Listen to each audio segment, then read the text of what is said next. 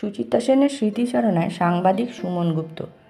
বাংলা ছবির যে দুজন প্রতিভাময়ী অভিনেত্রীর সঙ্গে সুচিত্রা সেনের অত্যন্ত মধুর সম্পর্ক ছিল তারা হলেন কানন দেবী ও ছায়াদেবী।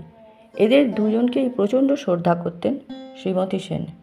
কানন দেবী একবার অসুস্থ হয়ে বেলভিউ নার্সিংহোমে ভর্তি। খবর পেয়েই সেখানে দৌড়ে যান সুচিত্রা সেন। ভিজিটিং আওয়ার্সে গেলে লোকে চিনে ফেলতে পারে, সেই জন্যে সময়টা পার করে নার্সিংহোমে যেতেন।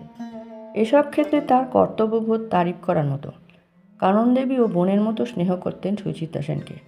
মুড ভালো থাকলে সুচিত্রা সেন তার কাছের মানুষদের কাছে তার মনের কিছু গভীর গোপন কথা হঠাৎ প্রকাশ করে ফেলতেন। একবার সাংবাদিক অমিতাভ চৌধুরীর সঙ্গে শ্রীমতী সেনের কথাবার্তা হচ্ছে বালিগঞ্জ সার্কুলার রোডের বাড়িতে। সরু ছোট্ট বিছানায় বসেই মহানায়িকা পা দোলাচ্ছেন আর তার সামনে ছোট্ট একটা চেয়ারে বসে রয়েছেন অমিতাভবাবু। কথা বলতে বলতে খোঁপা খুলে যায় সুচিত্রা সেনের। এক ঢাল চুলকে বসে আনতে আবার চটপট খোঁপা করে নেন। সেদিন শ্রীমতী সেন অমিতাভ চৌধুরীকে বলেছিলেন, জানো, এই যে 7 পাকে বাঁধা ছবিটা তোমরা দেখছো, ওটা মোটামুটি আমারই জীবনের ছবি। তখন আমার সংসার ভাঙছে, স্বামীর সঙ্গে ঝগড়া। শেষ দিকে আমার সংসারে অবশ্য নিত্য নৈমিত্তিক ব্যাপার হয়ে দাঁড়িয়েছিল। একবার তো রেগে মেগে বাড়ি ছেড়ে কানন দেবীর বাড়িতে ছিলাম কয়েকদিন। এরপর একসময় ঘর ভাঙল, দুজনে আলাদা হয়ে গেলাম। সুচিত্রা সেন বলেছেন, কানন দেবীর সঙ্গে খুব ভাব ছিল আমার। অনেক বিপদে তিনি আমাকে সাহায্য করেছেন, আমাকে খুব স্নেহ করতেন। সাংবাদিকতা সূত্রে কানন দেবীর সঙ্গে আমার পরিচয় ছিল। মাঝে মাঝে তার টালিগঞ্জের বাড়িতে যেতাম। একবার সুচিত্রা সেনের প্রসঙ্গ উঠলে কানন দেবী বলেন, মনে আছে সুচিত্রার পরপর কয়েকটি ছবি হিট করার পর ফিল্ম ইন্ডাস্ট্রিরই একজন এসে আমাকে বললেন, সত্যিকারের একজন হিরোইন ফিল্মে এসেছেন ম্যাডাম, শিগগির সব ক্যাপচার করলেন বলে, ঠিক আপনার মতো দেখতে। কথাগুলো বলতে বলতে উজ্জ্বল হয়ে উঠেছিল কানন দেবীর চোখ মুখ। মৃদু হেসে বললেন, খুব স্বাভাবিকভাবেই কৌতূহল হয়েছিল ওর অভিনয় দেখা। সত্যি কথা বলতে কি, আমার মতো দেখতে কথাটা শোনার পর থেকেই সুচিত্রা সম্পর্কে আমার আগ্রহ আরও বেড়ে যায়। এরপর অভিনয় দেখলাম, দেখে মুগ্ধ হয়েছিলাম।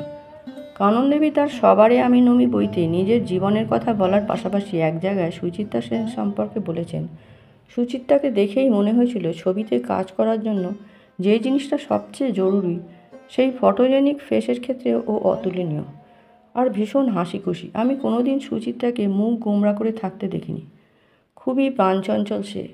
সুচিত্রার চেহারার মধ্যে আমার সবচেয়ে ভালো লাগতো ওর দুটো চোখ আর হাসি, চাউনির মধ্যে একটা সারল্য ও বিস্ময় জড়িয়ে, যা মুহূর্তের মধ্যে আরও মায়াবিনী করে তুলত তাকে। এই জিনিস আর কারোর মধ্যে আমি দেখিনি।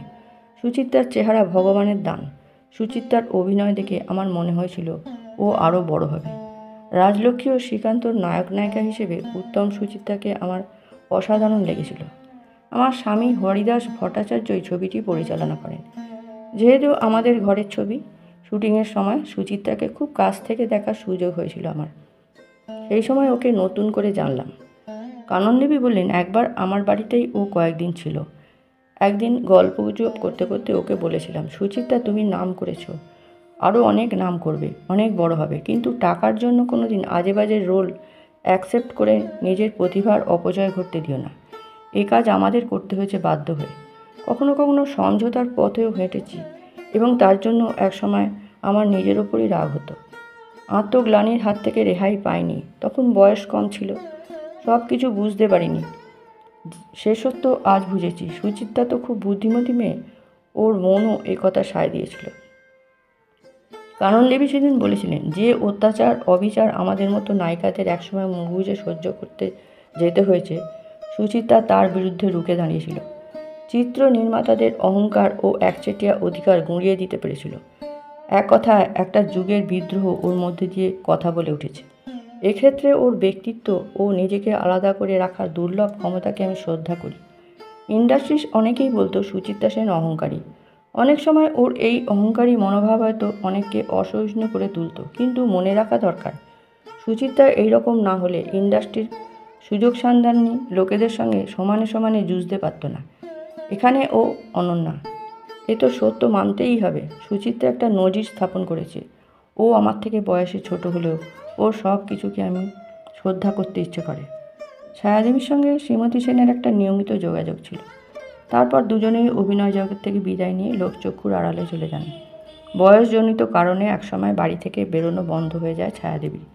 তবে তাদের দুজনের প্রায়ই ফোনে কথাবার্তা হতো। ছায়াদেবী মারা যাওয়ার পরে সুচিত্রা সেন আরও নিঃসঙ্গ হয়ে পড়েছিলেন। তবুও তো নানান বিষয়ে কথাবার্তা হতো তার কাছের মানুষটির সঙ্গে। সবারে আমি নমি বইতে কাননদেবী তার ব্যক্তিগত জীবন ও অভিনয় জীবনের অনেক কথা বলেছেন।